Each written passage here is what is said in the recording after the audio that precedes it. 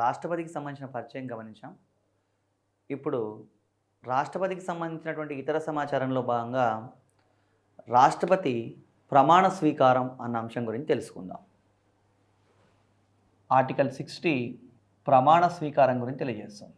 Article 60లో రాష్ట్రపతి ఏమని ప్రమాణ స్వీకారం చేస్తాడు అన్న విషయం తెలియజేయడం జరిగిందండి.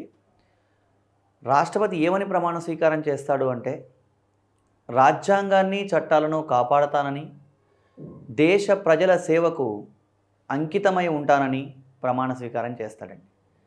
అంటే రాజ్యాంగాన్ని చట్టాలను కాపాడతానని, దేశ ప్రజల సేవకు అంకితమై ఉంటానని, విధేయతతో విధి నిర్వహణ చేస్తానని ఈ పదాలు మనకి రాష్ట్రపతి ప్రమాణ స్వీకారంలో గమనించవచ్చు. ఇది ఆర్టికల్ 60. ఒక్కొక్కసారి ఎగ్జామ్లో రాష్ట్రపతి ప్రమాణ స్వీకారంలో వాడబడ్డ పదం ఏది అని వీటిలో ఏదో ఒక పదం ఇవ్వడానికి కూడా అవకాశం ఉందని గమనించాలి. ఆర్టికల్ 60 రాష్ట్రపతి ప్రమాణ స్వీకారం అన్న అంశం తెలుసుకున్న తర్వాత ఆర్టికల్ 61లో ఉన్నటువంటి మహాభియోగ తీర్మానం గురించి తెలుసుకోవాలి. రాష్ట్రపతికి సంబంధించి మహాభియోగ తీర్మానం. మహాభియోగ తీర్మానం అంటే ఏంటి అంటే, రాష్ట్రపతిని తొలగించే పద్ధతి. రాష్ట్రపతిని ఎందుకు తొలగించాల్సి వస్తుంది అంటే, ఏదైనా సందర్భంలో రాష్ట్రపతి అనేవాడు రాజ్యాంగ ఉల్లంఘనకు కానీ లేదా దుష్ప్రవర్తనకు కానీ పాల్పడేటైతే అలాంటి సందర్భంలో రాష్ట్రపతిని పదవి నుంచి తొలగించాల్సిన అవసరం ఏర్పడవచ్చు. అలాంటి సందర్భంలో దానికి ఒక ప్రొసీజర్ ఉందండి రాజ్యాంగం ప్రకారం. దాన్నే మనం ఆర్టికల్ 61లో కూలంకుషంగా తెలుసుకుంటాం. అది మహాభియోగ తీర్మానం. ఇక్కడ గమనించాల్సిన విషయం ఏంటంటే, మహాభియోగ తీర్మానం అన్న పదం రాష్ట్రపతిని తొలగించడానికి మాత్రమే వాడతారు. అంటే ఇతర పదవులు ఉన్నాయి. అంటే ఫర్ ఎగ్జాంపుల్ సుప్రీంకోర్టు న్యాయమూర్తులు, హైకోర్టు న్యాయమూర్తులు, కాగ్ అంటే కంట్రోలర్ డైరెక్టర్ జనరల్, ఇలాంటి వాళ్ళని తొలగించడానికి మహాభియోగ తీర్మానం అన్న పదం వాడబడదు. అక్కడ ఏమనే పదం వాడతారంటే అభిశంసన తీర్మానం అనే పదం వాడతారండి. ఇక్కడ మాత్రం రాష్ట్రపతి విషయంలో మహాభియోగ తీర్మానం అనే పదం వాడడం జరుగుతుంది. ఎలా తొలగిస్తారు అసలు రాష్ట్రపతిని అంటే, రాష్ట్రపతిని తొలగించాలంటే పార్లమెంటు ఉభయ సభల్లోనూ మహాభియోగ తీర్మానం ఆమోదించబడితే రాష్ట్రపతి తొలగించబడతాడు. దీంట్లో అనేక రకాలైనటువంటి స్టెప్స్ ఉంటాయి. ఒక్కొక్క విషయం మనం గమనిద్దాం. రాష్ట్రపతికి సంబంధించినటువంటి తొలగింపు తీర్మానాన్ని పార్లమెంటు ఉభయ సభల్లో ఏ సభలోనైనా ప్రవేశపెట్టవచ్చు. అంటే పార్లమెంట్లో 2 సభలు ఉన్నాయండి. లోక్సభ, రాజ్యసభ 2 సభలు ఉంటాయి. తొలగింపు తీర్మానాన్ని ముందుగా ఏ సభలో ప్రవేశపెట్టాలి అని అంటే, ఏ సభలో ప్రవేశపెట్టాలన్న నియమం ఏమీ లేదు. లోక్సభలోనైనా ప్రవేశపెట్టవచ్చు, రాజ్యసభలోనైనా ప్రవేశపెట్టవచ్చు. కాకపోతే ఏ సభలో ప్రవేశపెట్టినా సరే ఆ సభ సభ్యుల్లో 1/4వ వంతు మంది సభ్యులు ముందుగా ఆ తొలగింపుకు మద్దతు తెలియజేయాల్సి ఉంటుంది. అంటే ఇక్కడ ఏంటి, ఫర్ ఎగ్జాంపుల్ లోక్సభలో మహాభియోగ తీర్మానాన్ని ప్రవేశపెట్టాలనుకోండి.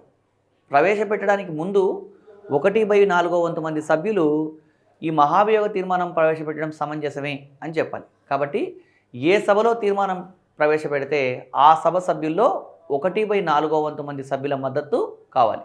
ఈ 1/4వ వంతు సభ్యుల మద్దతు అంటే ఫర్ ఎగ్జాంపుల్ లోక్సభలో మహాభియోగ తీర్మానం ప్రవేశపెడతా ఉన్నాం అని అనుకున్నప్పుడు, లోక్సభ సభ్యుల్లో 1/4వ వంతు మంది సభ్యులు రాష్ట్రపతి రాజ్యాంగ ఉల్లంఘనకు లేదా దుష్ప్రవర్తనకు పాల్పడ్డాన్ని భావిస్తే ఆ తొలగింపు తీర్మానాన్ని లోక్సభలో ప్రవేశపెట్టారనుకుందాం.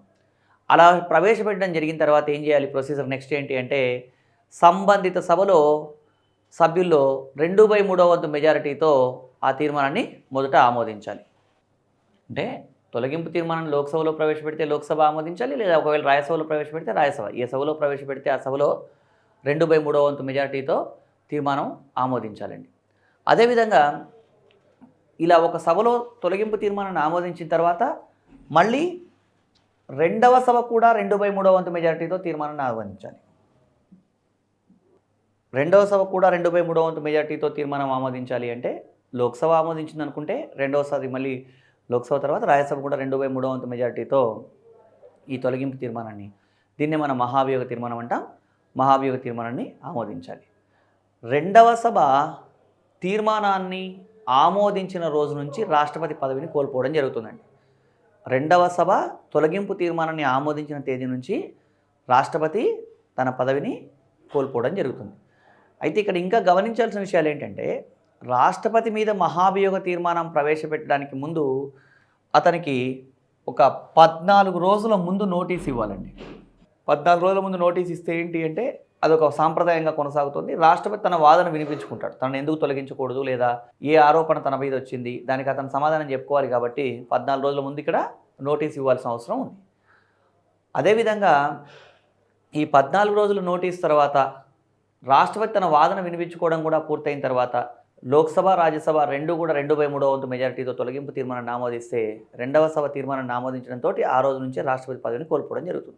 అయితే మిగతా పదవుల విషయంలో తొలగించేప్పుడు పార్లమెంటు ఉభయ సభల్లో తొలగింపు తీర్మానాన్ని ఆమోదిస్తే రెండవ సభ తీర్మానాన్ని ఆమోదించిన తర్వాత రాష్ట్రపతి వాళ్ళని తొలగించడం జరుగుతుంది. ఇక్కడ రాష్ట్రపతి మీదే కాబట్టి ఇంకెవరు తొలగించే అవకాశం లేదు కాబట్టి రెండవ సభ తీర్మానాన్ని ఆమోదించడంతో అతను పదవిని కోల్పోవడం జరుగుతుందని గమనించాలి.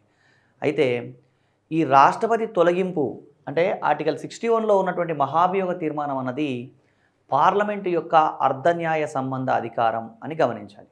అర్ధన్యాయ సంబంధ అధికారం అంటే ఏంటి అసలు అంటే దీన్నే మనము quasi judicial power of the parliament అంటారు.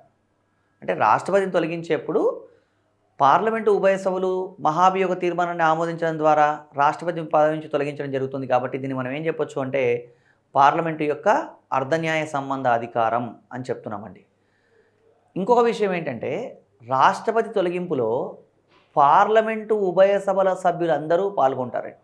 ఇక్కడ అభ్యర్థి గమనించాల్సిన విషయం ఏంటంటే రాష్ట్రపతి ఎన్నికలో ఎలక్టోరల్ కాలేజీ సభ్యులు పాల్గొంటారు అన్నాం. ఎలక్టోరల్ కాలేజీ సభ్యులు అంటే ఎవరనుకున్నాం? లోక్సభ, రాజ్యసభ, రాష్ట్రాలు మరియు ఢిల్లీ, పాండిచ్చేరి కేంద్రపాలిత ప్రాంతాల విధాన సభలకు ఎన్నికైన సభ్యులు మాత్రమే అని. ఇక్కడ ఎన్నికకు తొలగింపుకు తేడా ఉంది. రాష్ట్రపతి ఎన్నికలో పార్లమెంటు మరియు రాష్ట్రాల విధాన సభలకు ఎన్నికైన సభ్యులు మాత్రమే పాల్గొంటారు. రాష్ట్రపతి తొలగింపులో మాత్రం పార్లమెంటు ఉభయ సభల సభ్యులు అందరూ పాల్గొంటారు. అంటే లోక్సభకు చెందిన 2 ఆంగ్లో ఇండియన్లు, రాజ్యసభకు చెందినటువంటి 12 మంది నామినేటెడ్ సభ్యులు వీళ్ళందరూ కూడా రాష్ట్రపతి తొలగింపులో పాల్గొంటారు. కానీ ఎవరు రాష్ట్రపతి తొలగింపులో పాల్గొనరు అంటే రాష్ట్రాల విధాన సభలకు చెందిన సభ్యులు అంటే నామినేట్ చేయబడ్డ సభ్యులు, ఎన్నుకోబడ్డ సభ్యులు ఎవరు కూడా రాష్ట్రపతి తొలగింపులో పాల్గొనరు. జాగ్రత్తగా అర్థం చేసుకోవాల్సిన విషయం ఇది. పార్లమెంటు ఉభయ సభల సభ్యులు రాష్ట్రపతి తొలగింపులో పాల్గొంటారు కానీ రాష్ట్రపతి తొలగింపులో రాష్ట్రాల విధాన సభల సభ్యులు పాల్గొనరు. ఇది రాష్ట్రపతికి సంబంధించినటువంటి మహాభియోగ తీర్మానం, ఆర్టికల్ 61లో ఉన్న మహాభియోగ తీర్మానం. రాష్ట్రపతి తొలగింపు తర్వాత అంటే మహాభియోగ తీర్మానం అన్న అంశం చర్చించిన తర్వాత అసలు రాష్ట్రపతి పదవికి ఖాళీ ఎప్పుడు ఏర్పడుతుంది? రాష్ట్రపతి పదవికి ఖాళీ ఏర్పడే సందర్భాలు ఏవి, ఏర్పడితే ఏంటి ఆల్టర్నేట్, ఇవి కూడా మనం చర్చించాలండి. ఏ ఏ సందర్భంలో రాష్ట్రపతి పదవి ఖాళీ ఏర్పడవచ్చు అనేది ఫస్ట్ మనం తెలుసుకుందాం. దాంట్లో మొదటి అంశం ఏంటంటే 5 సంవత్సరాల కాలపరిమితి ముగియడం. 5 సంవత్సరాల కాలపరిమితి ముగియడం అండి. భారత రాజ్యాంగంలో ఆర్టికల్ 56 ఏం చెప్తుంది అంటే రాష్ట్రపతికి 5 సంవత్సరాల కాలపరిమితి ఉంటుంది అని చెప్తుంది. 5 సంవత్సరాల కాలపరిమితి ముగిసిన తర్వాత రాష్ట్రపతి పదవికి ఖాళీ ఏర్పడుతుంది. అంటే ఎలా ఉంటుంది ప్రొసీజర్ అంటే మామూలుగా ఒక రాష్ట్రపతి ఎన్నిక పూర్తయిన తర్వాత అతను ప్రమాణ స్వీకారం చేసిన తర్వాత 5 సంవత్సరాల కాలపరిమితి అతను కలిగి ఉంటాడండి. 5 సంవత్సరాల వరకు అతను రాష్ట్రపతిగా ఉంటాడు. అతను రాష్ట్రపతిగా కొనసాగుతూ ఉన్నప్పుడే అంటే ఒక ఎక్స్ అనే రాష్ట్రపతి పదవీ కాలం పూర్తవడానికి ఒక 15 రోజుల ముందుగానే కొత్త రాష్ట్రపతి ఎన్నిక కూడా పూర్తయిపోయి ఉంటుంది. ఒకవేళ ఏదైనా సందర్భంలో నూతన రాష్ట్రపతి ఎన్నిక అలా జరగలేదనుకోండి, అలా జరగనప్పుడు ఏమవుతుంది అంటే ప్రస్తుతం ఉన్న రాష్ట్రపతే కొనసాగుతాడు. అంటే మామూలుగా ఒక రాష్ట్రపతి పదవీ కాలం పూర్తవడానికి ఒక 15 డేస్ ముందే కొత్త రాష్ట్రపతి ఎన్నిక కూడా పూర్తయి ఉంటుంది జనరల్గా ఎప్పుడైనా. అలా ఏదైనా కారణం వల్ల ఏదైనా సందర్భంలో జరగకపోతే ఇప్పుడున్న రాష్ట్రపతే కొత్త రాష్ట్రపతి వచ్చే వరకు కొనసాగుతాడు. ఎంతకాలం కొనసాగుతాడు అనేది ఏమి రాజ్యాంగంలో పేర్కొనలేదండి. అంటే వీలైనంత తొందరగా కొత్త రాష్ట్రపతి ఎన్నిక జరపాలి అని మనం అర్థం చేసుకోవాల్సి ఉంటుంది.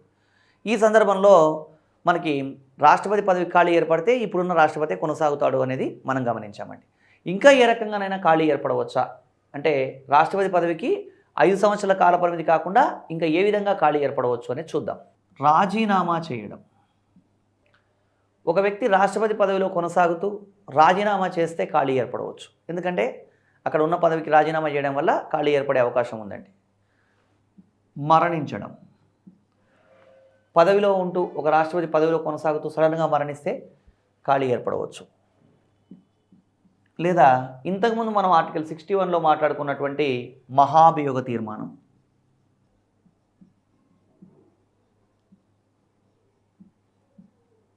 మహాభియోగ తీర్మానం అంటే రాష్ట్రపతి మీద ఏదైనా రాజ్యాంగ ఉల్లంఘనకు పాల్పడ్డాడని ఆరోపణలు వస్తే అతను తొలగించడం.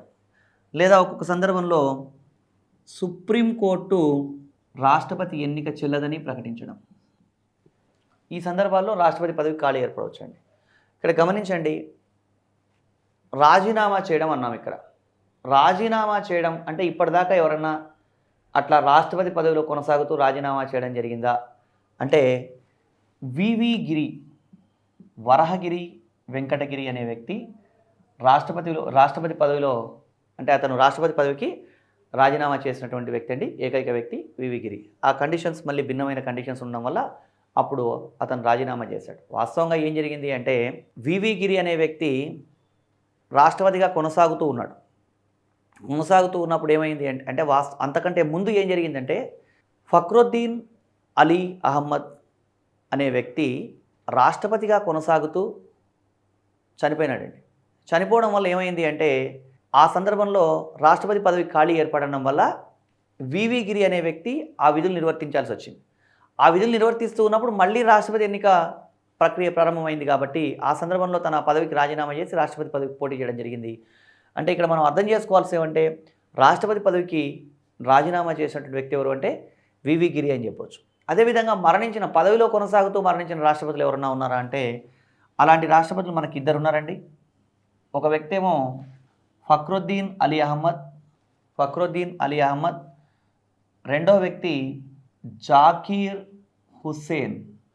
ఫక్రుద్దీన్ అలీ అహ్మద్, జాకీర్ హుస్సేన్ వీళ్ళిద్దరూ కూడా పదవిలో కొనసాగుతూ మరణించినటువంటి రాష్ట్రపతులు. ఇక మహాభియోగ తీర్మానం అంటే ఈ మహాభియోగ తీర్మానం ద్వారా అంటే రాష్ట్రపతి రాజ్యాంగ ఉల్లంఘనకు పాల్పడ్డాడు అని ఎవరినైనా మనం తొలగించామా అంటే ఇప్పటిదాకా ఏ ఒక్క రాష్ట్రపతిని కూడా అలా మనం తొలగించలేదండి. మహాభియోగ తీర్మానం ద్వారా అలా తొలగించాల్సిన అవసరం ఇప్పటిదాకా రాలేదు. అదేవిధంగా సుప్రీంకోర్టు ఎన్నిక చెల్లదు అని ప్రకటించడం. సుప్రీంకోర్టు రాష్ట్రపతి ఎన్నిక చెల్లదు అని ప్రకటించిన సందర్భాలు కూడా ఎప్పుడూ లేవు. అయితే రాష్ట్రపతి పదవికి ఈ 5 సందర్భాల్లో మనం ఖాళీ ఏర్పడవచ్చు అనుకున్నాం. 1వ సందర్భంలో రాష్ట్రపతి పదవికి ఖాళీ ఏర్పడ్డట్టయితే ప్రస్తుతం ఉన్న రాష్ట్రపతిగా కొనసాగుతాడు. 2, 3, 4, 5 సందర్భాల్లో ఒకవేళ గినక రాష్ట్రపతి పదవికి ఖాళీ ఏర్పడితే నెక్స్ట్ ప్రత్యామ్నాయం ఏంటి? 2, 3, 4, 5 సందర్భాల్లో రాష్ట్రపతి పదవి ఖాళీ ఏర్పడితే ఆల్టర్నేట్ ఏంటి అంటే ఉపరాష్ట్రపతి రాష్ట్రపతిగా వ్యవహరిస్తాడు. ఒకవేళ ఉపరాష్ట్రపతి కూడా లేకపోతే ఏంటి పరిస్థితి? రాష్ట్రపతి ఉపరాష్ట్రపతి ఇద్దరు లేరు అనుకుంటే సుప్రీంకోర్టు ప్రధాన న్యాయమూర్తి ఆ విధులు నిర్వర్తిస్తారు. అతను కూడా అందుబాటులో లేకపోతే సుప్రీంకోర్టులో ఇప్పుడు 30 మంది న్యాయమూర్తులు ఉన్నారు. సీనియారిటీ ప్రకారం ఎవరైనా సరే ఆ బాధ్యతలు నిర్వర్తించవచ్చు.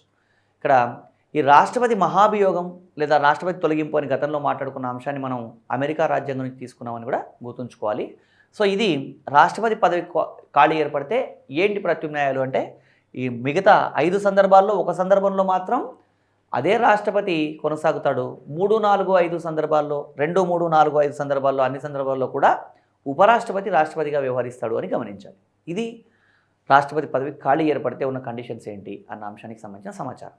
ఈ సమాచారం అంతా తెలుసుకున్న తర్వాత అసలు రాష్ట్రపతికి ఎలాంటి అధికారాలు ఉంటాయి అది మనం తెలుసుకోవాలండి. ఈ రాష్ట్రపతి అధికారాలని మనం ప్రాథమికంగా 2 రకాలుగా చెప్పొచ్చు. ఒకటి సాధారణ అధికారాలు, రెండవది అత్యవసర అధికారాలు. అసాధారణ అధికారాలు అనేవి కావు.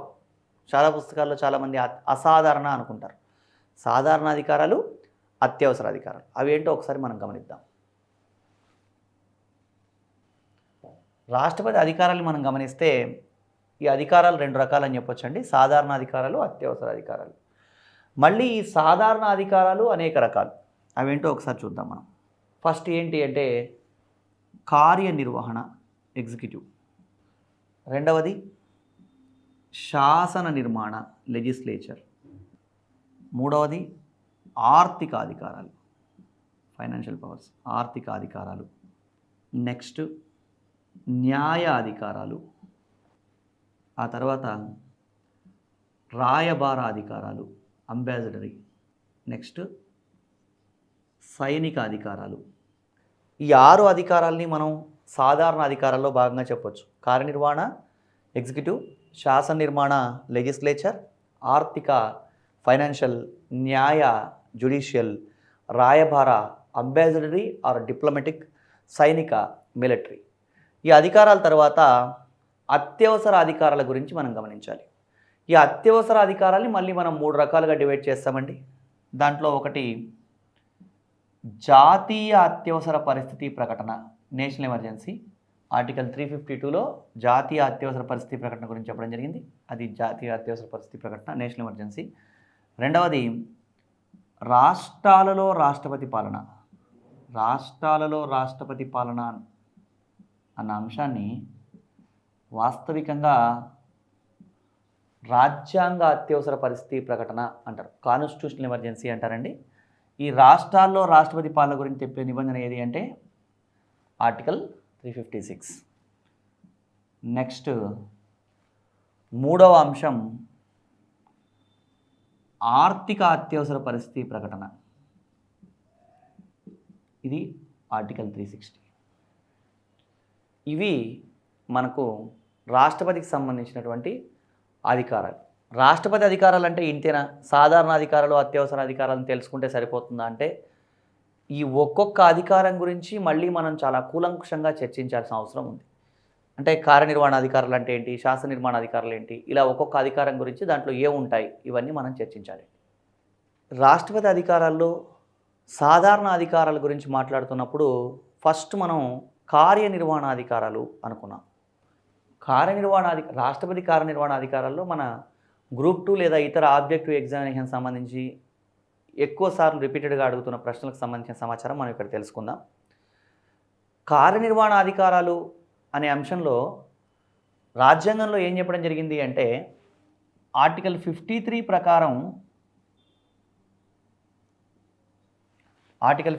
ప్రకారం కార్యనిర్వహణాధికారాలని రాష్ట్రపతికి ఉంటాయని చెప్తున్నారు.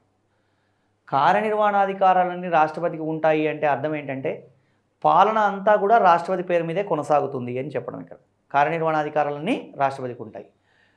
ఈ హోదాలో ప్రధానంగా రాష్ట్రపతి ఏం చేస్తాడు అంటే భిన్నమైనటువంటి పదవులకు నియామకాలు చేస్తాడండి, అంటే అపాయింట్మెంట్స్ చేస్తాడు.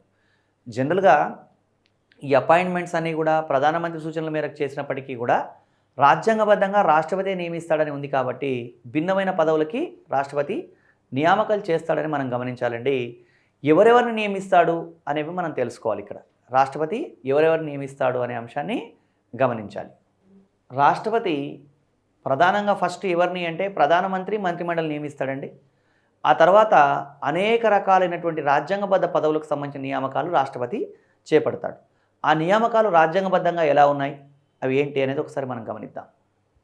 ఆర్టికల్ 76 ప్రకారం అటార్నీ జనరల్ను నియమిస్తాడండి. అటార్నీ జనరల్ అంటే ఎవరైనా అంటే కేంద్ర ప్రభుత్వానికి న్యాయ సలహాదారు. ఈ అటార్నీ జనరల్ నియమించేది ఎవరు అంటే రాష్ట్రపతి. అటార్నీ జనరల్ అనే వ్యక్తి కేంద్ర ప్రభుత్వానికి న్యాయ సలహాదారుగా ఉంటాడు. అదేవిధంగా ఏదైనా సభలో, పార్లమెంట్లో ఉన్నటువంటి లోక్సభ, రాజ్యసభలో ఎక్కడైనా సరే అతను ప్రసంగించే అధికారాన్ని కలిగి ఉంటాడు. దేశంలో ఏ న్యాయస్థానంలో అయినా ప్రసంగించే అధికారాన్ని కలిగి ఉంటాడు, కానీ ఓటు వేసే అధికారం ఉండదు. దేశంలో ప్రథమ న్యాయాధికారి ఎవరు అంటే అటార్నీ జనరల్ అని చెప్పాల్సి ఉంటుంది. ఎగ్జామ్లో ఈ ప్రశ్న గతంలో అడగడం జరిగింది. అంటే ప్రభుత్వానికి ఏదైనా అవసరం ఉన్నప్పుడు సలహాలు ఇచ్చే వ్యక్తి ఎవరు అంటే అటార్నీ జనరల్. ఈ అటార్నీ జనరల్ని ఆర్టికల్ 76 ప్రకారం రాష్ట్రపతి నియమించడం జరుగుతుంది. ఇంకా ఎవరు నియమిస్తాడు రాష్ట్రపతి అంటే ఆర్టికల్ 148 ప్రకారం C&AG, controller and auditor general. Controller and auditor general ఎవరు అంటే దేశంలో ఉండేటువంటి రాష్ట్రాలు మరియు కేంద్ర ప్రభుత్వానికి సంబంధించినటువంటి ఖాతాలన్నీ పరిశీలించేటువంటి వ్యక్తిని కంట్రోలర్ అండ్ ఆడిటర్ జనరల్ అంటారండి. ఈ కంట్రోలర్ ఆడిటర్ జనరల్ నియమించేది ఎవరు అంటే రాష్ట్రపతి. అలాగే ఆర్టికల్ 124 ప్రకారం సుప్రీంకోర్టు న్యాయమూర్తుల్ని, అంటే సుప్రీంకోర్టు ప్రధాన న్యాయమూర్తి, ఇతర న్యాయమూర్తులు నియమిస్తాడు. ఆర్టికల్ 217 ప్రకారం హైకోర్టు న్యాయమూర్తుల్ని నియమిస్తాడు. ఇక్కడ జాగ్రత్త అండి, కేంద్రంలో సుప్రీంకోర్టు ఉంది కాబట్టి సుప్రీంకోర్టు న్యాయమూర్తులు రాష్ట్రపతి నియమిస్తాడని, హైకోర్టు అంటే మళ్ళీ గవర్నర్ అనుకోకూడదు. కేంద్రంలో ఉన్న సుప్రీంకోర్టు, రాష్ట్రాల్లో ఉన్నటువంటి హైకోర్టు న్యాయమూర్తులందరినీ నియమించేది ఎవరు? రాష్ట్రపతి. అదేవిధంగా ఇంకా ఎవరు నియమిస్తాడు అంటే ఆర్టికల్ 315 350 ప్రకారం UPSC, union public service commission, కేంద్ర పబ్లిక్ సర్వీస్ కమిషన్, అదేవిధంగా ఆర్టికల్ 280 ప్రకారం కేంద్ర ఆర్థిక సంఘం, ఫైనాన్స్ కమిషన్, ఆర్టికల్ 324 ప్రకారం కేంద్ర ఎన్నికల సంఘం, 324 ప్రకారం కేంద్ర ఎన్నికల సంఘాన్ని నియమించేది రాష్ట్రపతి. అదేవిధంగా ఆర్టికల్ 338 ప్రకారం ఎన్సిఎస్సి అంటే national commission for scheduled caste, జాతీయ ఎస్సీ కమిషన్. ఆర్టికల్ 338 ప్రకారం ఎన్సిఎస్టి, జాతీయ ఎస్టీ కమిషన్. ఆర్టికల్ 340 ప్రకారం NCBC, national commission for backward classes, జాతీయ బీసీ కమిషన్. వీళ్ళని నియమించడం జరుగుతుంది రాష్ట్రపతి. అదేవిధంగా రాష్ట్రపతి నియామకాల్లో ఆర్టికల్ 155 ప్రకారం రాష్ట్రాల వివిధ రాష్ట్రాల గవర్నర్లు నియమిస్తాడు. ఆర్టికల్ 239 ప్రకారం లెఫ్టినెంట్ గవర్నర్స్ నియమిస్తాడు. ఆర్టికల్ 344 ప్రకారం అధికార భాషా సంఘం నియమిస్తాడు, అధికార భాషా సంఘాన్ని. ఇంకా ఏమన్నా నియామకాలు అంటే రాష్ట్రపతిగా చేసే నియామకాలన్నీ కూడా దేంట్లో భాగం అంటే కార్యనిర్వహణాధికారంలో భాగమే అవుతాయండి. అదేవిధంగా 323A ప్రకారం సెంట్రల్ అడ్మినిస్ట్రేటివ్ ట్రిబ్యునల్, క్యాట్, కేంద్ర అడ్మినిస్ట్రేటివ్ ట్రిబ్యునల్ నియమిస్తాడు. అదేవిధంగా 262 జలవనరుల ట్రిబ్యునల్ సంబంధించినటువంటి నియామకాలు చూస్తాడు. అంతర్రాష్ట్ర మండలికి సంబంధించినటువంటి కార్యకలాపాల్లో రాష్ట్రపతి క్రియాశీల పాత్ర పోషిస్తాడు. ఈ విధంగా రాష్ట్రపతి ఏం చేస్తాడు అంటే ఇవన్నీ కూడా నియామకాలు చేస్తాడు. ఇవన్నీ కూడా ఏంటి, రాజ్యాంగబద్ధంగా వీటికి ఒక ఆర్టికల్ ఉంది, రాజ్యాంగబద్ధంగా చేస్తున్న నియామకాలు. ఇవి మాత్రమే కాకుండా రాష్ట్రపతి ఇంకా అనేక ఇతర నియామకాలు చేస్తాడండి. వాటికి రాజ్యాంగబద్ధంగా ఒక నిబంధన లేకపోయినప్పటికీ కూడా రాష్ట్రపతి ఇతర నియామకాలు కూడా చేస్తాడు. అవేంటో కూడా మనం ఇక్కడ గమనిద్దాం. రాష్ట్రపతి ఇంకా ఎవరు నియమిస్తాడు? ఎన్హెచ్ఆర్సి, జాతీయ మానవ హక్కుల కమిషన్ చైర్మన్, సభ్యులు. ఎన్హెచ్ఆర్సి సంబంధించినటువంటి వాళ్ళని నియమించేది రాష్ట్రపతి. అదేవిధంగా రీసెర్చ్ అండ్ ఎనాలసిస్ వింగ్, రాకు సంబంధించినటువంటి డైరెక్టర్ మరియు దానికి సంబంధించినటువంటి కీలక నియామకాలు చేసే వ్యక్తి ఎవరు? రాష్ట్రపతి. అదేవిధంగా సివిసి, సెంట్రల్ విజిలెన్స్ కమిషన్ నియమించేది రాష్ట్రపతి. అదేవిధంగా ISRO, Indian space research organisation, అంతరిక్ష పరిశోధన సంస్థకు సంబంధించినటువంటి ఇస్రో చైర్మన్ నియమించేది కూడా రాష్ట్రపతి. అదేవిధంగా TRAI, telephone regulatory authority of India, ఈ ట్రాయ్కి సంబంధించిన నియామకాలు కూడా చేసేది రాష్ట్రపతి. ఇవి కాకుండా ఇంకా ఎవరైనా నియమిస్తాడా అంటే రాష్ట్రపతి ఢిల్లీ మరియు పాండిచ్చేరి, ఈ ఢిల్లీ పాండిచ్చేరి ముఖ్యమంత్రులను నియమించేది కూడా రాష్ట్రపతి. మనకు మామూలుగా ఎక్కడన్నా చదివినప్పుడు ముఖ్యమంత్రులు నియమించేది గవర్నర్ అని మనం చదువుకుంటాం. కానీ ఇక్కడ ఢిల్లీ పాండిచ్చేరి కేంద్రపాలిత ప్రాంతాల ముఖ్యమంత్రులు నియమించే అధికారం కూడా ఎవరికి ఉంటుంది? రాష్ట్రపతికే ఉంటుంది అని మనం గమనించాలి. ఏదైనా సందర్భంలో ఇక్కడ రాష్ట్రపతి కాకుండా వేరే ఎవరన్నా నియామకాలు చేపట్టారు అని అనుకుంటే అది రాష్ట్రపతి ఆదేశం మేరకని అర్థం చేసుకోవాల్సి ఉంటుంది. సో ఇవి కాకుండా ఈ కేంద్రపాలిత ప్రాంతాలకు సంబంధించిన వ్యవహారాలన్నీ కూడా రాష్ట్రపతి పర్యవేక్షిస్తాడు. అక్కడ ఏదైనా సందర్భంలో శాసనసభ రద్దై ఉన్నప్పుడు వాటికి సంబంధించినటువంటి విషయాల్లో విధి విధానాలు నిర్ధారిస్తాడు. రాష్ట్రపతి కార్యనిర్వహణాధికారంలో యూపీఎస్సీ కానివ్వండి, లేదా యూపీఎస్సీతో పాటు లేదా సుప్రీంకోర్టు కానివ్వండి, ఇలాంటి రాజ్యాంగబద్ధ సంస్థల అధికార పరిధిని విస్తరించే అధికారంలో కూడా రాష్ట్రపతికి క్రియాశీల పాత్ర ఉంటుంది.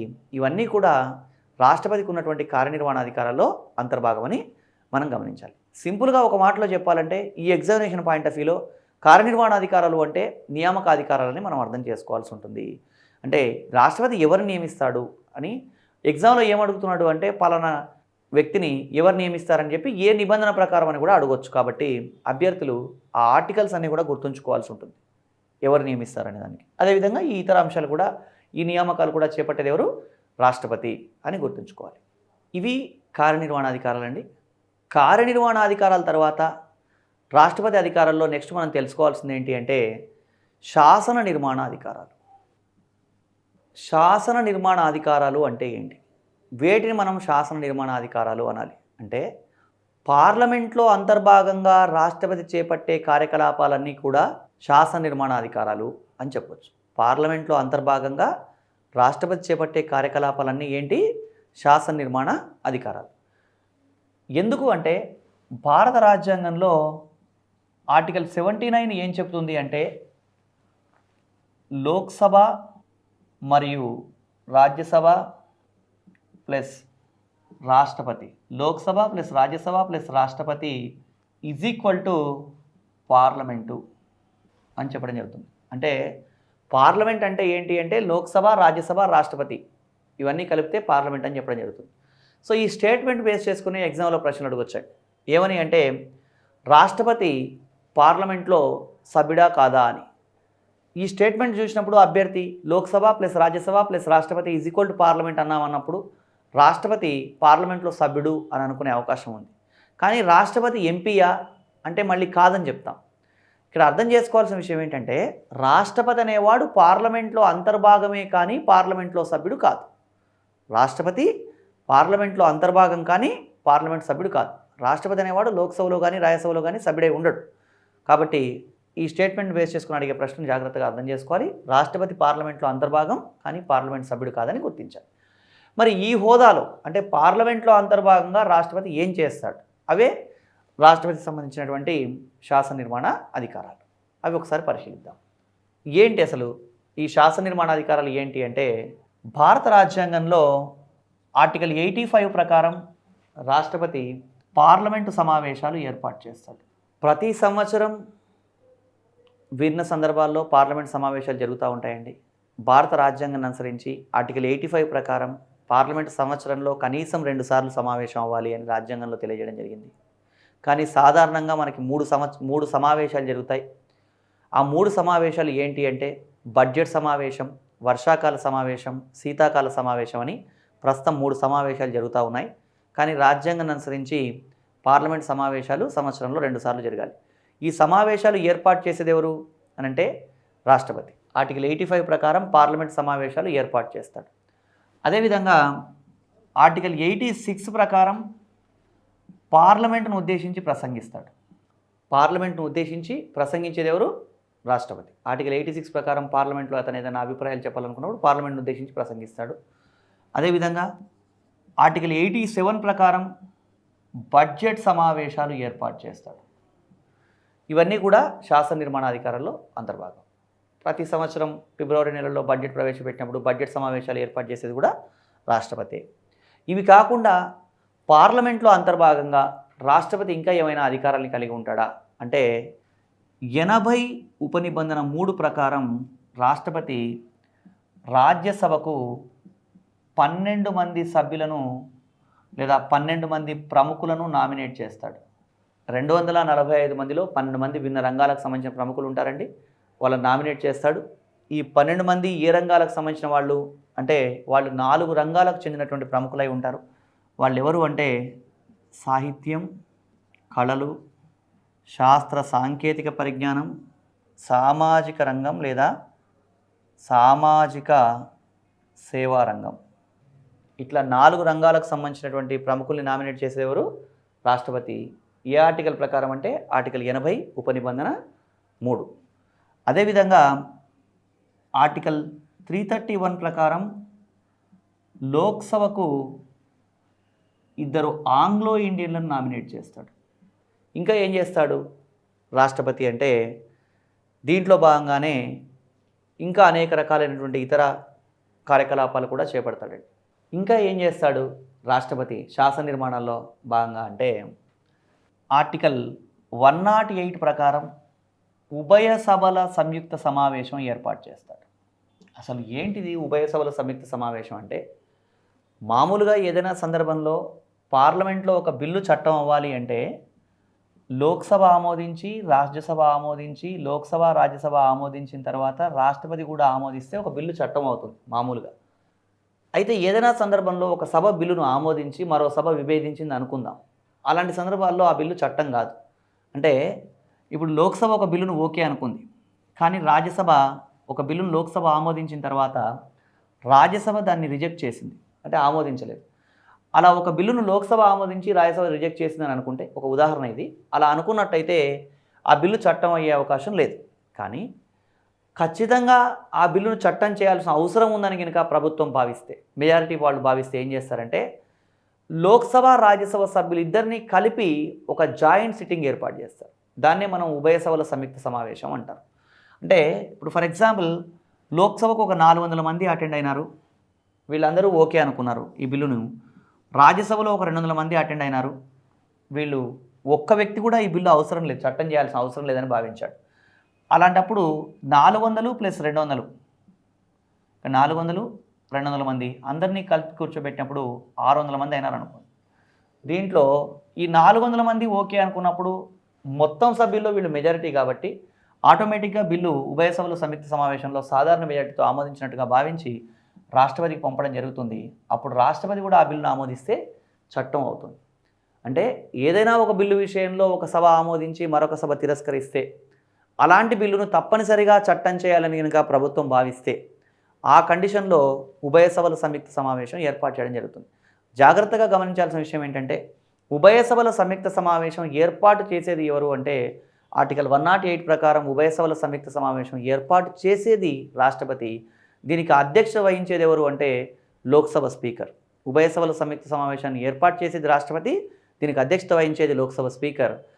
ఒకవేళ లోక్సభ స్పీకర్ అందుబాటులో లేకపోతే లోక్సభ డిప్యూటీ స్పీకర్ ఉభయ సభల సంయుక్త సమావేశానికి అధ్యక్షత వహిస్తారు.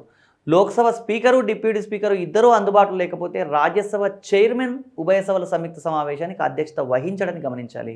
రాజ్యసభ డిప్యూటీ చైర్మన్ ఉభయ సభల సంయుక్త సమావేశానికి అధ్యక్షత వహిస్తాడు. ఇలా ఇప్పటిదాకా ఇండియన్ డెమోక్రసీలో భారతదేశంలో ఎప్పుడైనా సరే మనం ఉభయ సభల సంయుక్త సమావేశం ఏర్పాటు చేశామా అంటే అలా ఏర్పాటు చేసిన సందర్భాలు కూడా ఉన్నాయి. అవి మనం గమనిద్దాం. ఉభయ సభల సంయుక్త సమావేశం ఎప్పుడైనా ఏర్పాటు చేశామా అంటే అలా ఉభయ సభల సంయుక్త సమావేశం మనం 3 సందర్భాల్లో ఏర్పాటు చేయడం జరిగింది. ఎప్పుడు అంటే 1961లో వరకట్న నిషేధ బిల్లు, అదేవిధంగా 1978లో బిఎస్సి బ్యాంకింగ్ సర్వీస్ కమిషన్ రద్దు బిల్లు, 2002లో POTA prevention of terrorist activities పోటాకు సంబంధించిన బిల్లు. ఈ సందర్భాల్లో మనకి ఉభయ సభల సంయుక్త సమావేశం ఏర్పాటు చేయడం జరిగింది. మనకి 1961లో వరకట్న నిషేధ బిల్లుకు సంబంధించి ఆ బిల్లు సందర్భంలో ఎవరు అధ్యక్షత వహించారు దానికి అంటే అనంతశయనం అయ్యంగార్. ఈ సందర్భంలో మనకి 1978లో అధ్యక్షత వహించింది ఎవరు అంటే కేఎస్ హెగ్డే. పోటా బిల్లు విషయంలో ఎవరు అంటే పిఎం సహీద్. ఇది మనకి 3 సార్లు ఏర్పాటు చేయడం జరిగింది ఉభయ సభల సంయుక్త సమావేశం. ఒక ఎగ్జామ్లో ఏమడిగాడంటే ఈ 3 ఉభయ సభల సంయుక్త సమావేశాలకు హాజరైన ఏకైక వ్యక్తి ఎవరు అని అడిగాడు. అంటే 1961 నుంచి 2002 వరకు పార్లమెంట్ సభ్యుడిగా ఉన్నటువంటి వ్యక్తి ఎవరు అంటే అటల్ బిహారీ వాజ్పేయి. ఇతను 3 ఉభయ సభల సంయుక్త సమావేశాలకు హాజరైనటువంటి ఏకైక వ్యక్తి. అదండి. ఇది ఆర్టికల్ 108 ఉభయ సభల సంయుక్త సమావేశం. శాసన నిర్మాణ అధికారాల్లో భాగంగా ఇంకా రాష్ట్రపతి ఏం అధికారాలు కలిగి ఉన్నాడు అంటే ఈ ఉభయ సభల సంయుక్త సమావేశంతో పాటు ఆర్టికల్ 123 ప్రకారం రాష్ట్రపతి ఆర్డినెన్సులు జారీ చేయవచ్చు. ఆర్డినెన్స్ అంటే ఏంటి?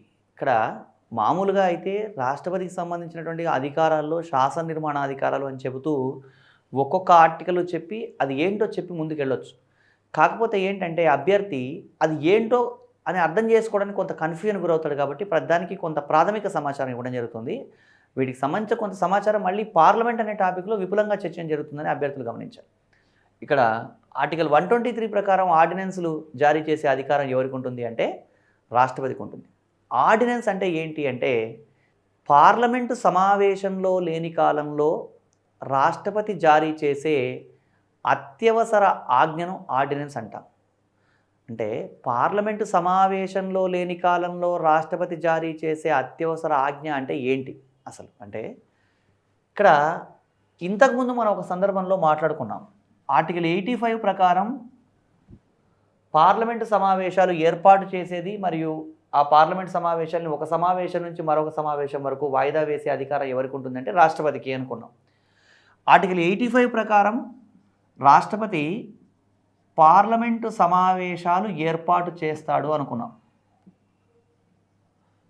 రాజ్యాంగం ప్రకారం పార్లమెంటు సంవత్సరంలో 2 సార్లు సమావేశం అవ్వాలి అనుకున్నాం. కానీ వాస్తవికంగా 3 సార్లు సమావేశాలు అవుతుందని గమనించిన తర్వాత పార్లమెంటు సంవత్సరంలో 365 రోజులు అయితే సమావేశం కాదు. ఎందుకు అంటే పార్లమెంట్ సమావేశాలకు ఒక నిర్దిష్ట సమయం ఉంటుందండి. అదేంటో మనం గమనిద్దాం. ఈ పార్లమెంట్ సమావేశాలు గమనించినట్టయితే అవి మనకి 3 సార్లు ఎప్పుడెప్పుడు సమావేశం అవుతాయి అంటే దాంట్లో ఒకటి బడ్జెట్ సమావేశం. ఈ బడ్జెట్ సమావేశం ఎప్పటి నుంచి అంటే ఫిబ్రవరి నుంచి మే వరకు. ఫిబ్రవరి నుంచి మార్చ్ కాదని గమనించాలి. ఫిబ్రవరి నుంచి మే. అదేవిధంగా వర్షాకాల సమావేశం జూలై టు సెప్టెంబర్. శీతాకాల సమావేశం నవంబర్ డిసెంబర్. ఇక్కడ పార్లమెంటు సంవత్సరంలో రాజ్యాంగం ప్రకారం 2 సార్లు, వాస్తవికంగా 3 సార్లు సమావేశం అవుతుందని గమనించాం.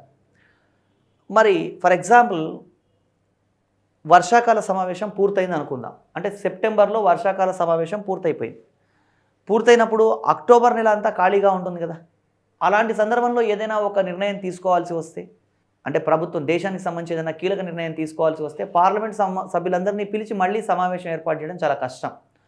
అందుకని ఏం చేస్తారంటే పార్లమెంటు సమావేశంలో లేని కాలంలో రాష్ట్రపతి ఒక ఆజ్ఞ ఇచ్చేస్తాడు. దాన్నే మనం ఆర్డినెన్స్ అంటాం. ఆర్టికల్ 123 ప్రకారం ఆర్డినెన్స్ అంటాం. ఆర్టికల్ 123 ప్రకారం రాష్ట్రపతికి ఆర్డినెన్స్ జారీ చేసే అధికారం ఉంది అని చెప్తున్నాం. ఈ ఆర్డినెన్స్ ఒక పార్లమెంటు చట్టంతో సమానమైనటువంటి అధికారాన్ని కలిగి ఉంటుందండి. అంటే పార్లమెంట్ చట్టానికి ఎంత విలువ ఉంటుందో ఆర్డినెన్స్ కూడా అంత విలువ ఉంటుంది.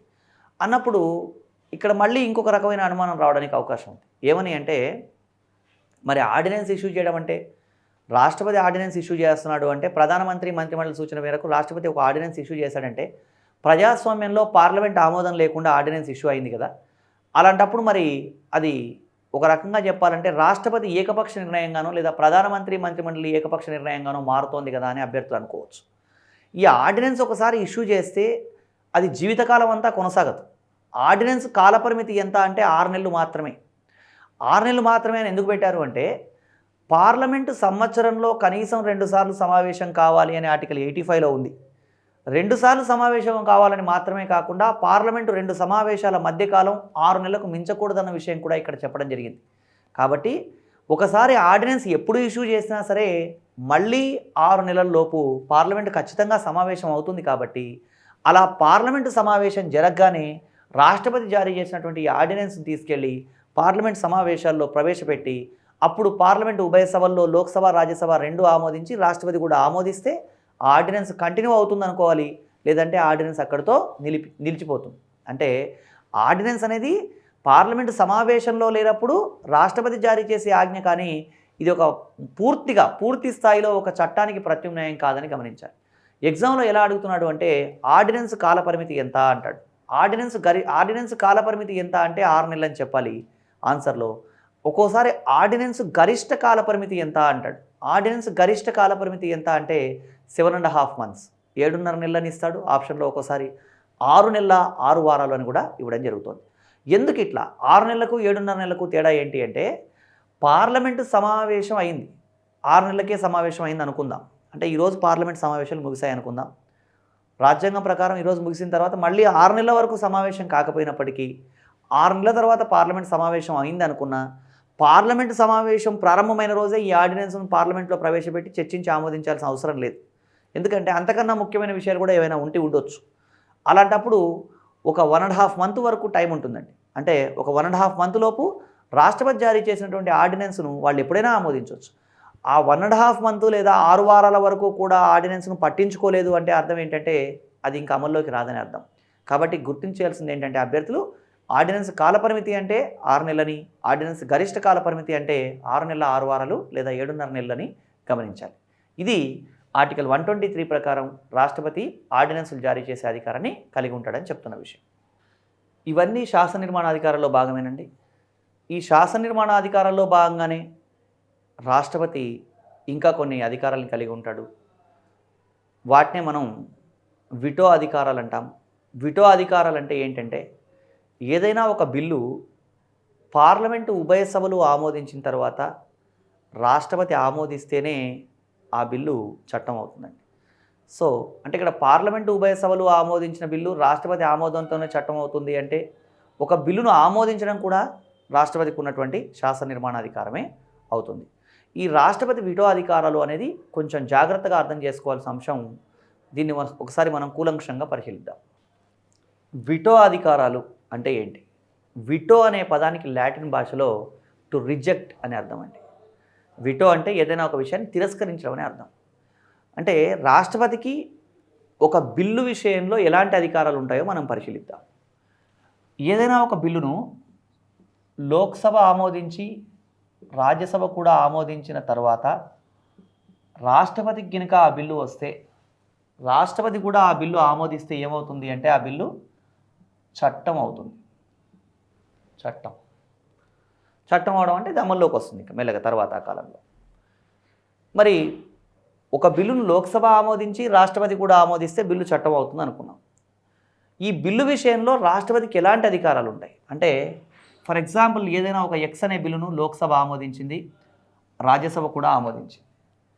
లోక్సభ రాజ్యసభ రెండూ ఆమోదించిన బిల్లును రాష్ట్రపతికి పంపినప్పుడు రాష్ట్రపతి ఆ బిల్లును తిరస్కరించవచ్చా అంటే తిరస్కరించవచ్చు, నిర్ద్వందంగా తిరస్కరించవచ్చు అండి. చాలా పుస్తకాల్లో క్లారిటీ ఉండదు, కానీ ఇక్కడ గమనించాల్సింది ఏమంటే ఒక బిల్లును లోక్సభ రాజ్యసభ రెండూ ఆమోదించిన తర్వాత రాష్ట్రపతికి ఆ బిల్లు వస్తే రాష్ట్రపతి ఆ బిల్లును నేను ఆమోదించను అని అవుట్రైట్గా రిజెక్ట్ చేయొచ్చు. అలా తిరస్కరిస్తే దాన్ని ఏమంటారంటే నిరపేక్ష విటో అంటారు. నిరపేక్ష విటోనే అబ్సల్యూట్ విటో అంటారు. అబ్సల్యూట్ విటో అన్న నిరపేక్ష విటో అన్న ఒకటే. అంటే రాష్ట్రపతి ఆ బిల్లును నేను ఆమోదించని చెప్పి తిరస్కరించేసే అవకాశం ఉంది. ఇప్పటి వరకు ఇలాంటి సందర్భాలు ఏమన్నా ఉన్నాయా? అలా ఎప్పుడైనా మనకు తిరస్కరించడం జరిగిందా అంటే 1954లో PEPSU bill, Patiala and east Punjab state union bill అనే బిల్లును డాక్టర్ రాజేంద్ర ప్రసాద్ అట్లా అవుట్రైట్గా అబ్సల్యూట్ చేయడం జరిగిందండి. డాక్టర్ రాజేంద్ర ప్రసాద్. అదేవిధంగా ఇంకెప్పుడన్నా జరిగిందా అట్లా అంటే 1991లో వెంకట్రామన్ అనేటువంటి రాష్ట్రపతి 1991లో వేతనాలు, అలవెన్సులు, పెన్షన్ అంటే 1954లో రాజేంద్ర ప్రసాద్, 1991లో వెంకట్రామన్ ఇలా అబ్సల్యూట్ విటో వాడడం జరిగింది. సో రాష్ట్రపతికి ఏదైనా ఒక బిల్లును పార్లమెంటు ఉభయ సభలు ఆమోదించిన తర్వాత తనకు పంపితే దాన్ని నిర్ద్వందంగా తిరస్కరించే అధికారం ఉంది. దీన్ని మనం నిరపేక్ష విటో అన్నాం. ఒకవేళ ఏదైనా ఒక బిల్లును లోక్సభ రాజ్యసభ రెండూ ఆమోదించడం జరిగింది. లోక్సభ రాజ్యసభ రెండూ ఒక బిల్లును ఆమోదించిన తర్వాత ఆ బిల్లు రాష్ట్రపతికి వచ్చిన తర్వాత ఆ బిల్లు దాన్ని మొత్తం తిరస్కరించాల్సిన అవసరం లేదు, కానీ దాంట్లో ఏవో కొన్ని చిన్న చిన్న మార్పులు చేర్పులు చేయాలని రాష్ట్రపతి భావించాడు అనుకుందాం. అలాంటప్పుడు ఏం చేస్తాడు అంటే తను ఏవైతే మార్పులు చేయాలనుకుంటున్నాడో ఆ విషయాన్ని తెలియజేస్తూ ఆ బిల్లును మళ్ళీ తిరిగి పార్లమెంటుకు వెనక్కి పునఃపరిశీలనకు పంపడం జరుగుతుందండి. అలా పంపితే దాన్ని ఏమనాలి అంటే తాత్కాలిక విటో అంటాడు, లేదా సస్పెన్స్ అంటారు. తాత్కాలిక విటో లేదా సస్పెన్స్ విటో అంటే ఏదైనా ఒక బిల్లు పార్లమెంటు ఉభయ సభలు రెండూ ఆమోదించిన తర్వాత రాష్ట్రపతికి పంపారు. ఆ బిల్లు ఆమోదిస్తే చట్టం అవుతుంది, కానీ ఆయన ఏమనుకుంటున్నాడు అంటే దీంట్లో ఏవో కొన్ని మార్పులు చేయాల్సిన అవసరం ఉందని భావించి ఆ బిల్లును ఏం చేశాడు, మళ్ళీ పార్లమెంటు పునఃపరిశీలనకు పంపాడు. ఇలా పార్లమెంటు పునఃపరిశీలనకు పంపిన తర్వాత ఆ బిల్లు మళ్ళీ యథాతథంగా రాష్ట్రపతికి వచ్చిందనుకోండి, అంటే దాంట్లో ఏ మార్పులు చేయలేదు, యాజ్ ఇట్ ఈజ్గా పంపించాడు అనుకోండి. రెండోసారి ఆ బిల్లు వస్తే రాష్ట్రపతి ఆ బిల్లును తప్పనిసరిగా ఆమోదించాలి. రాజ్యాంగబద్ధంగా అట్లా ఒక బిల్లు పునఃపరిశీలనకు పంపిన తర్వాత యథాతథంగా వస్తే రాష్ట్రపతి ఆ బిల్లును తప్పనిసరిగా ఆమోదించాలి. ఏమి మళ్ళీ దాంట్లో వేరే సెకండ్ ఆప్షన్ ఏమీ ఉండదండి. సో ఇలా ఎప్పుడన్నా జరిగిందా మనకి అంటే 2006 సంవత్సరంలో మనకి లాభదాయక పదవుల బిల్లు.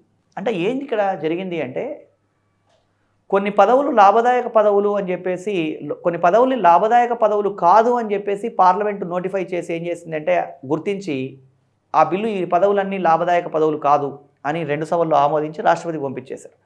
పంపించేస్తే అది సమంజసం కాదనుకుని రాష్ట్రపతి ఆ బిల్లును వెనక్కి పంపాడు. కానీ మళ్ళీ యథాతథంగా పంపడం వల్ల తప్పని పరిస్థితుల్లో రాష్ట్రపతి ఆ బిల్లును ఆమోదించడం జరిగింది.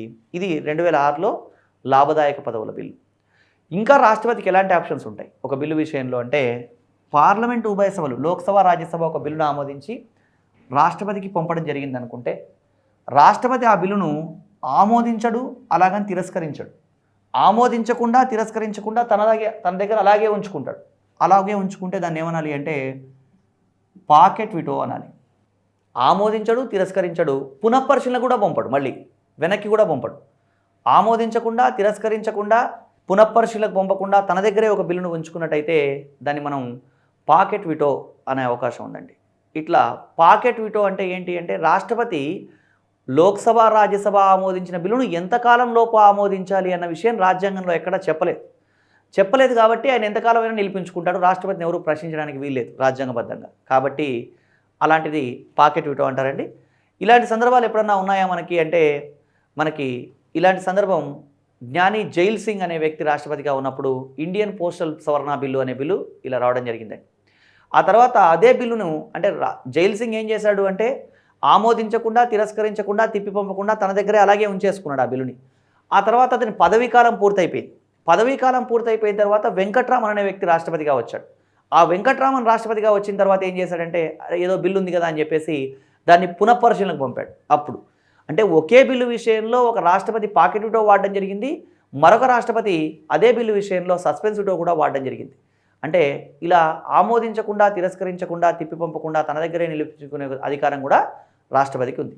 ఇంకా ఏం చేయొచ్చు రాష్ట్రపతి బిల్లు విషయంలో అంటే, 2 సభలు లోక్సభ రాజ్యసభ రెండు ఒక బిల్లును ఆమోదించిన తర్వాత ఆ బిల్లు రాష్ట్రపతికి పంపితే, రాష్ట్రపతి ఆ బిల్లు విషయంలో తనకు కూడా ఏదైనా ఇంకా తెలుసుకోవాల్సిన విషయాలు ఉన్నాయని భావించినట్టయితే ఆర్టికల్ 143 ప్రకారం రాష్ట్రపతి సుప్రీంకోర్టు సలహా కూడా కోరవచ్చు. ఈ బిల్లు విషయంలో ఎవరన్నా చెప్తారేమో అని అతను సుప్రీంకోర్టు సలహా అడగడానికి అవకాశం ఉందండి. సుప్రీంకోర్టు సలహా కేవలం సలహా మాత్రమే అని గమనించాలి. ఇక్కడ రాష్ట్రపతే అంతిమ నిర్ణయాధికారి. ఆ సలహాను ఖచ్చితంగా పాటించాలన్న నియమం కూడా ఏమీ లేదు. ఇవి రాష్ట్రపతికి ఉన్నటువంటి విటో అధికారాలు. నిరపేక్ష విటో, అబ్జల్యూట్ విటో రెండు ఒకటే. తాత్కాలిక విటో లేదా సస్పెన్స్ విటో మూడవది పాకెట్ విటో అధికారం అంటారు. ఈ విషయాల్లో రాష్ట్రపతికి 3 రకాల విటో అధికారాలు ఇక్కడ ఉన్నాయని మనం తెలుసుకోవాలి. ఇవి శాసన నిర్మాణ అధికారాల్లో ఒక భాగంగా చెప్పవచ్చు. రాష్ట్రపతి విటో అధికారాల్లో రాష్ట్రపతికి లోక్సభ, రాజ్యసభ, కేంద్రం ఆమోదించిన బిల్లుల విషయంలో ఎలాంటి విటో అధికారాలు ఉన్నాయో గమనించాం. అదేవిధంగా రాష్ట్రపతికి రాష్ట్ర బిల్లుల విషయంలో కూడా విటో అధికారం ఉంటుంది. ఈ రాష్ట్ర బిల్లుల విషయంలో రాష్ట్రపతికి ఎలాంటి విటో అధికారం ఉంటుంది అనే విషయం మనం అర్థం చేసుకోవాలి అంటే, గవర్నర్కి బిల్లుల విషయంలో ఉండే అవకాశం గురించి కూడా తెలియాలి. అంటే ఎలా అంటే, కేంద్రంలో లోక్సభ, రాజ్యసభ రెండు ఆమోదించిన బిల్లు రాష్ట్రపతికి పంపడం జరుగుతుంది. కేంద్రంలో అంటే కేంద్ర ప్రభుత్వ స్థాయిలో. అదే రాష్ట్ర ప్రభుత్వ స్థాయిలో అనుకోండి, అంటే కేంద్రంలో రాష్ట్రపతికి ఎలాంటి అధికారాలు ఉంటాయో రాష్ట్ర స్థాయిలో గవర్నర్ కూడా అలాంటి అధికారాలే ఉంటాయి. ఏదైనా ఒక రాష్ట్రంలో విధానసభ అంటే ఎమ్మెల్యేలు ఉండే సభ, అదేవిధంగా విధాన పరిషత్తు అంటే ఎమ్మెల్సీలు ఉండేటువంటి సభ, ఈ 2 సభలు ఒక బిల్లును ఆమోదిస్తే ఎవరికి పంపడం జరుగుతుంది అంటే గవర్నర్కి పంపడం జరుగుతుంది. అంటే అన్ని రాష్ట్రాల్లోనూ విధాన పరిషత్తులు ఉండాలని రూల్ ఏం లేదు. ప్రస్తుతం భారతదేశంలో 7 రాష్ట్రాల్లో మాత్రమే ఉన్నాయి. మిగతా రాష్ట్రాల్లో విధాన పరిషత్ లేని రాష్ట్రాల్లో కేవలం విధానసభ ఒక బిల్లును ఆమోదిస్తే గవర్నర్కి పంపవచ్చు. అయితే ఒక రాష్ట్ర బిల్లు విషయంలో కూడా రాష్ట్రపతికి విటో అధికారాలు ఉంటాయండి. అది ఎలా అనేది చూద్దాం. ఫస్ట్ ఈ రాష్ట్ర బిల్లు విషయంలో రాష్ట్రపతికి ఉన్న విటో అధికారాలు అర్థం కావాలి అంటే గవర్నర్కు ఉన్న విటో అధికారాలు తెలియాలి. అంటే కేంద్రంలో రాష్ట్రపతి మాదిరిగానే రాష్ట్రంలో గవర్నర్ కూడా విటో అధికారాలు ఉన్నాయనుకున్నాం. అంటే ఇక్కడ విధానసభ, విధాన పరిషత్తు రెండూ ఆమోదించిన బిల్లు గవర్నర్కు వస్తే, గవర్నర్ ఆమోదిస్తే ఏమవుతుంది? బిల్లు చట్టం అవుతుంది. కేంద్ర స్థాయిలో రాష్ట్రపతి, రాష్ట్ర స్థాయిలో గవర్నర్ అని అనుకోవాలి. అదేవిధంగా విధానసభ, విధాన పరిషత్తు రెండూ ఆమోదించిన బిల్లు గవర్నర్కి వచ్చినప్పుడు గవర్నర్ ఆ బిల్లును తిరస్కరించవచ్చు. అలా తిరస్కరిస్తే ఏమవుతుంది అంటే ఆ బిల్లు అక్కడితో రద్దు లేదా అంతమైపోతుంది. అలా కాకుండా ఒక బిల్లు విధానసభ, విధాన పరిషత్తు రెండూ ఆమోదించిన తర్వాత గవర్నర్కి వస్తే గవర్నర్ ఏం చేయొచ్చు ఆ బిల్లుని అంటే, కావాలంటే ఆ బిల్లుని పునఃపరిశీలనకు పంపవచ్చు. పునఃపరిశీలనకు పంపడానికి కూడా ఎవరికి అధికారం ఉంది? గవర్నర్కు ఉంది. అదేవిధంగా విధానసభ విధాన పరిషత్ రెండూ ఆమోదించిన బిల్లు విషయంలో రాష్ట్ర గవర్నర్ అనేవాడు పాకెట్ విటో చేయవచ్చా అంటే పాకెట్ విటో చేయడానికి అధికారం లేదండి. అంటే రాష్ట్రపతికి ఉన్నటువంటి విటో అధికారాలే రాష్ట్ర స్థాయిలో గవర్నర్కు ఉంటాయి. అంటే అబ్జల్యూట్ విటో ఉంటుంది, సస్పెన్స్ విటో ఉంటుంది, కానీ ఏ విటో అధికారం ఉండదు, పాకెట్ విటో అధికారం ఉండదు. అంటే ఆమోదించకుండా, తిరస్కరించకుండా, తిప్పి పంపకుండా తన దగ్గరే నిలిపి ఉంచుకునే అధికారం ఎవరికి ఉండదు? ఇక్కడ గవర్నర్కు ఉండదు. ఒకవేళ ఏదైనా బిల్లు, ఒక రాష్ట్ర స్థాయి బిల్లు విధానసభ విధాన పరిషత్తు రెండూ ఆమోదించిన తర్వాత గవర్నర్కి వచ్చినప్పుడు గవర్నర్ ఆ బిల్లు విషయంలో ఇంకా ఏదైనా విషయాలు, సీరియస్ విషయాలు లేదా రాష్ట్ర హైకోర్టు పరిధిని దాటిపోతున్న విషయాలు ఉన్నాయని కనుక భావిస్తే గవర్నర్ ఏం చేయొచ్చు అంటే ఆ బిల్లుని రాష్ట్రపతికి రిజర్వ్ చేయవచ్చు. అంటే ఆర్టికల్ 200 ప్రకారం విధానసభ విధాన పరిషత్ ఆమోదించిన బిల్లును గవర్నర్కి విటో అధికారాలు ఇవన్నీ ఉంటాయి. ఆర్టికల్ 201 ప్రకారం ఏం చేయొచ్చు అంటే గవర్నరు ఒక రాష్ట్ర బిల్లును ఎవరికి పంపవచ్చు? రాష్ట్రపతికి పంపవచ్చు. అంటే ఒక రాష్ట్ర బిల్లు రాష్ట్రపతికి వస్తే రాష్ట్రపతికి ఎలాంటి అధికారాలు ఉంటాయో తెలుసుకుందాం. రాష్ట్ర బిల్లుల విషయంలో రాష్ట్రపతికి ఉండే విటో అధికారాలు ఏంటి? రాష్ట్ర బిల్లుల విషయంలో రాష్ట్రపతికి ఎలాంటి విటో అధికారాలు ఉంటాయంటే రాష్ట్ర గవర్నర్ నుంచి ఆర్టికల్ 201 ప్రకారం ఒక బిల్లు వస్తే అప్పుడు ఆ బిల్లును రాష్ట్రపతి ఆమోదించవచ్చు. ఆమోదిస్తే ఏమవుతుంది అంటే కేంద్ర బిల్లు మాదిరే ఇవన్నీ కూడా, అంటే బిల్లు చట్టం అయిపోతుంది. తిరస్కరిస్తే ఆ బిల్లు అక్కడితో రద్దు అయిపోతుంది. అలా కాకుండా ఏం చేయొచ్చు ఇంకా అంటే రాష్ట్రపతి ఆ బిల్లు విషయంలో పాకెట్ విటో కూడా చేయవచ్చు. పాకెట్ విటో చేయడం అంటే ఆమోదించడు, తిరస్కరించడు, తిప్పి పంపడు. ఎందుకు ఇలా ఉంది అంటే రాజ్యాంగంలో ఒక బిల్లును రాష్ట్రపతి ఎంతకాలంలోపు ఆమోదించాలన్న విషయం లేదు కాబట్టి ఏం చేయొచ్చు? పాకెట్ విటో కూడా చేసే అవకాశం ఉంది. అలా కాకుండా ఇంకా ఏం చేయొచ్చు అంటే రాష్ట్రపతి ఆ బిల్లును పునఃపరిశీలనకు పంపవచ్చు. ఆ రాష్ట్రానికి పునఃపరిశీలనకు పంపిన బిల్లు మళ్ళీ యాజ్ ఇట్ ఈస్గా రాష్ట్రపతికి వచ్చింది అనుకుందాం. అంటే ఒక రాష్ట్ర బిల్లు గవర్నర్ ద్వారా రాష్ట్రపతికి వచ్చింది. రాష్ట్రపతి ఏం చేశాడు? ఆ బిల్లులో ఏవో మార్పులు చేర్పులు ఉన్నాయని భావించి దాన్ని పునఃపరిశీలనకు పంపాడు. ఆ బిల్లు మళ్ళీ యథాతథంగా వచ్చింది. ఎక్కడికి? రాష్ట్రపతికి. వచ్చినప్పుడు ఆ బిల్లును రాష్ట్రపతి తప్పనిసరిగా ఆమోదించాల్సిన అవసరం లేదు అని గమనించాలి. కేంద్ర బిల్లు విషయంలో అయితే పునఃపరిశీలనకు పంపిన బిల్లును రాష్ట్రపతి తప్పనిసరిగా ఆమోదించాలి యథాతథంగా వచ్చినా కూడా. ఇక్కడ రాష్ట్ర బిల్లు విషయంలో రాష్ట్రపతి ఆ బిల్లును తప్పనిసరిగా ఆమోదించాల్సిన అవసరం లేదు అని గమనించాలి. ఇంకా ఏమన్నా చేయొచ్చా రాష్ట్రపతి అంటే ఇక్కడ కూడా ఆర్టికల్ 143 ప్రకారం రాష్ట్రపతి సుప్రీంకోర్టు సలహా కోరవచ్చు. ఆ బిల్లు విషయంలో రాష్ట్రపతి సుప్రీంకోర్టు సలహా కోరవచ్చు. ఇవి రాష్ట్రపతికి ఉండేటువంటి శాసన నిర్మాణాధికారాలు. ఇవే కాకుండా కొన్ని ఇతర బిల్లులు ఉంటాయి, వాటికి సంబంధించిన సమాచారం కూడా మనం గమనిద్దాం. ఇవే కాకుండా కొన్ని బిల్లుల్ని మనం రాష్ట్రపతి పూర్వానుమతితో ప్రవేశపెట్టాల్సి ఉంటుంది. రాష్ట్రపతి పూర్వానుమతితో ప్రవేశపెట్టడం అంటే ఏంటి? రాష్ట్రపతి పర్మిషన్ తీసుకొని ఫస్ట్ ఆ బిల్లును ఇంట్రడ్యూస్ చేయాలి. ఫర్ ఎగ్జాంపుల్ ఆర్టికల్ 3 ప్రకారం ఉన్నటువంటి రాష్ట్రాల పునర్వ్యవస్థీకరణ బిల్లు. ఈ రాష్ట్రాల పునర్వ్యవస్థీకరణ బిల్లు అంటే ఏంటిది అంటే ఒక రాష్ట్ర విభజనకు సంబంధించి లేదా రాష్ట్రాల పేరు మార్పు, రాష్ట్రాల సరిహద్దు మార్పు, ఇలాంటివన్నీ రాష్ట్రాల పునర్వ్యవస్థీకరణ కిందకి వస్తాయండి. ఫర్ ఎగ్జాంపుల్ మనం తెలంగాణ బిల్లు గమనించినట్టయితే తెలంగాణ బిల్లు ఇంట్రడ్యూస్ చేయడానికి ముందు రాష్ట్రపతి పర్మిషన్ తీసుకొని దాన్ని పార్లమెంట్లో ఇంట్రడ్యూస్ చేయడం జరిగింది. అయితే కొన్ని చిన్న చిన్న కన్ఫ్యూజన్స్ ఉంటాయి. ఏమని అంటే తెలంగాణ బిల్లు అనే బిల్లును ఆంధ్రప్రదేశ్ అవిభక్త ఆంధ్రప్రదేశ్ రాష్ట్ర విధానసభకు పంపినప్పుడు అంటే శాసనసభకు పంపినప్పుడు ఆ బిల్లును ఎవరు ఆమోదించలేదు కదా, ఎక్కువ మంది సభ్యులు ఆమోదించలేదు. మరి అయినా కూడా తెలంగాణ రాష్ట్రం ఎలా ఇచ్చారు అంటే రాష్ట్రాల పునర్వ్యవస్థీకరణ బిల్లు విషయంలో రాష్ట్రాలకు ఎలాంటి అధికారం లేదు. రాజ్యాంగం ప్రకారం కేంద్రంలో ఉండే పార్లమెంటు ఉభయ సభలు గినుక ఆమోదించి రాష్ట్రపతి ఆమోదిస్తే ఆ బిల్లు ఆమోదించబడ్డట్టే. ఈ బిల్లును తెలంగాణ బిల్లును రాష్ట్ర శాసనసభకు ఎందుకు పంపారు అంటే వీళ్ళ అభిప్రాయం తెలుసుకోవడానికి మాత్రమే పంపారు తప్ప వీళ్ళల్లో ఉండేటువంటి 294 మంది సభ్యుల్లో ఏ ఒక్క సభ్యుడు కూడా మేము తెలంగాణ బిల్లును ఆమోదించము అని అన్నా కూడా తెలంగాణ రాష్ట్రం ఏర్పాటు చేయడానికి ఎలాంటి అడ్డంకులు లేకుండా ఉన్నాయి. తెలంగాణ రాష్ట్రం అనే కాదు, ఏ రాష్ట్రమైనా. ఎందుకంటే రాష్ట్రాల పునర్వ్యవస్థీకరణ బిల్లు విషయంలో ఎవరికి అధికారం ఉంటుంది అంటే కేంద్ర పార్లమెంటుకు అధికారం ఉంటుంది, రాష్ట్ర శాసనసభలకు ఎలాంటి అధికారం ఉండదు. ఈ తెలంగాణ బిల్లు కూడా ఒక సాధారణ బిల్లు అని గమనించండి. అంటే పార్లమెంటు ఉభయ సభలు సాధారణ మెజార్టీతో ఈ బిల్లును ఆమోదించినట్టయితే రాష్ట్ర ఏర్పాటు చేయొచ్చు. అది గమనించాల్సిన విషయం. అదేవిధంగా ఏవైనా ఆర్థిక బిల్లులు ప్రవేశపెట్టాలన్నా సరే రాష్ట్రపతి పూర్వానుమతితో ప్రవేశపెడతారు. అంటే ఇంకా స్పెసిఫిక్గా చెప్పాలంటే ఆర్టికల్ 110 ప్రకారం ఉన్నటువంటి ద్రవ్య బిల్లులు ప్రవేశపెట్టాలి అంటే రాష్ట్రపతి పూర్వానుమతి కావాలి. రాష్ట్రాల పునర్వ్యవస్థీకరణ బిల్లు లేదా ద్రవ్య బిల్లు ఇవి ప్రవేశపెట్టాలన్నా రాష్ట్రపతి పూర్వానుమతి కావాలి. అదేవిధంగా అంతర్రాష్ట్ర వ్యాపార స్వేచ్ఛకు సంబంధించిన బిల్లులు రాష్ట్రపతి పూర్వానుమతి తీసుకుని ప్రవేశపెట్టడం జరుగుతుంది. అంటే కొన్ని బిల్లులు ప్రవేశపెట్టాలి అంటే రాష్ట్రపతి పూర్వానుమతి అవసరం. రాష్ట్రపతి పూర్వానుమతితోనే ఈ బిల్లులు ప్రవేశపెడతారు అని గమనించాలి.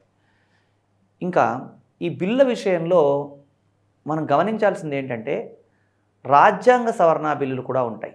ఈ రాజ్యాంగ సవరణ బిల్లుల విషయంలో రాష్ట్రపతి విటో చేయవచ్చా? ఏదైనా ఒక రాజ్యాంగ సవరణకు సంబంధించిన బిల్లు ఉంది, ఆ బిల్లును పార్లమెంటు ఉభయ సభలు ఆమోదించి రాష్ట్రపతికి పంపారు. అలాంటప్పుడు ఆ బిల్లును రాష్ట్రపతి విటో చేయవచ్చా అంటే రాజ్యాంగ సవరణ బిల్లు విషయంలో రాష్ట్రపతికి విటో అధికారం లేదు అని మౌలిక భారత రాజ్యాంగంలో లేదండి. 1950లో అమల్లోకి వచ్చినటువంటి రాజ్యాంగంలో రాజ్యాంగ సవరణ బిల్లును రాష్ట్రపతి విటో చేయకూడదు అని ఇక్కడ రాయలేదు. కానీ 1971లో 24వ రాజ్యాంగ సవరణ చేసి రాజ్యాంగ సవరణ బిల్లు విషయంలో రాష్ట్రపతికి విటో అధికారం లేదు అని రాయడం జరిగింది. ఇంకా ఆర్థిక బిల్లు విషయంలో కూడా మనం కొంత సమాచారం గమనించాలి. మామూలుగా పుస్తకాల్లో ఏమని ఉంటుందంటే ఆర్థిక బిల్లును రాష్ట్రపతి తిప్పి పంపకూడదు, ఆర్థిక బిల్లును రాష్ట్రపతి తిప్పి పంపకూడదని ఉంటుంది. కానీ ఆర్థిక బిల్లు విషయంలో రాష్ట్రపతికి విటో అధికారం ఉండదు అనైతే ఎక్కడ ఉండదండి. అంటే దీన్ని బట్టి మనం ఏం అర్థం చేసుకోవాలి అంటే ఆర్థిక బిల్లు విషయంలో రాష్ట్రపతికి సస్పెన్స్ విటో అధికారం మాత్రమే లేదని గమనించాలి. దీనికి సంబంధించిన మరింత సమాచారం రాష్ట్రపతి ఆర్థిక అధికారాలు తర్వాత ఇతర అంశాలు వచ్చినప్పుడు మనం చర్చిద్దాం.